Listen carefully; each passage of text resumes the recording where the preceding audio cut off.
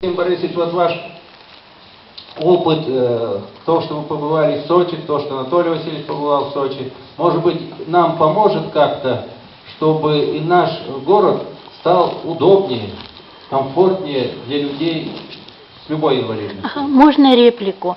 Да, Автобусы, когда переделывают, пусть переделывают одну часть, остальное оставляют такая, как есть, потому что старушкам очень тяжело. Одна платформа маленькая, неудобная, весь автобус вылетает.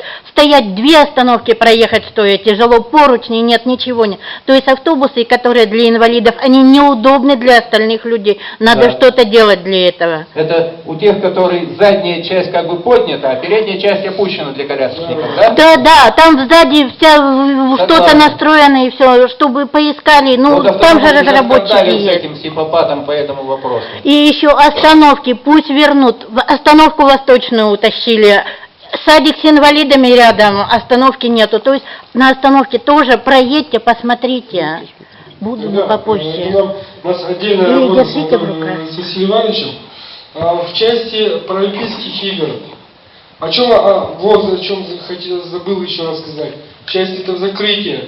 Смотрите, закрытие Олимпиады 80.